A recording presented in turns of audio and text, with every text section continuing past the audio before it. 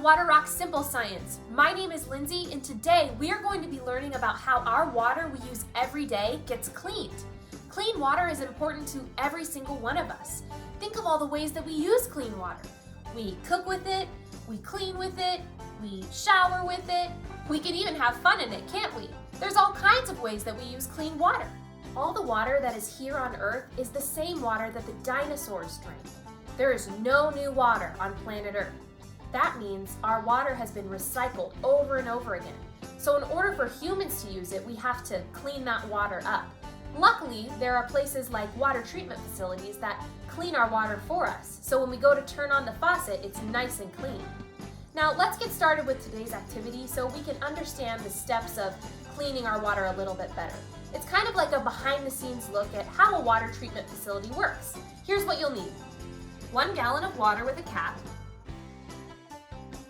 2 cups of soil, 2 2-liter plastic soda bottles, 1.5 cups of fine sand, 1.5 cups of coarse sand, 1.5 cups of pebbles, 1 coffee filter, 1 rubber band, a funnel, and scissors. To start, we're going to place our funnel at the mouth of the gallon of water. Then we're going to pour the 2 cups of soil into the funnel to make our water dirty.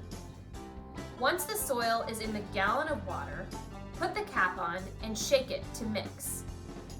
Next, we're going to cut our 2 2-liter soda bottles in half. Now, I've already done this step for time's sake, but you may need to ask for a parent or guardian's help for this step because cutting plastic can kind of be tough. After we have cut our bottles, we want to place the top half of one bottle into the bottom half of the other. Here's a graphic to show what that looks like. Then, we're going to attach our coffee filter to the neck of the bottle top with the rubber band, and then place the top half of the bottle back into the bottom half, like so. Next, we're going to pour a layer of pebbles into the bottle. Then we will add a layer of coarse sand on top of that. And then a layer of fine sand on top of that. Now what we have here is a filter with lots of different layers or steps, kind of like what you would find in a water treatment facility. The ground you walk on also acts like a natural filter, kind of like the one we've made here. Speaking of natural filters, that reminds me, did you know that our planet has its own natural filter? We call this filter the water cycle. Now this is the process where water rains out of the sky, goes down into the ground, eventually turns into mist and goes back up into the clouds so it can fall as rain or snow or sleet or any other kind of precipitation. During this process, our water gets cleaned and purified. How cool is that? Now, the final step is to slowly and carefully pour our dirty water into our filter. You want to make sure you don't disturb the top layer of sand.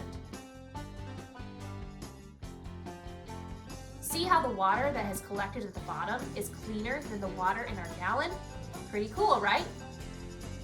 There are many ways that water can get cleaned. Sometimes it's naturally through the water cycle, other times it's through other means like water treatment facilities, which are made by humans. Now, the water that goes through these facilities goes through lots of different steps in order to get cleaned. So next time you turn on the faucet, make sure you appreciate how clean that water is.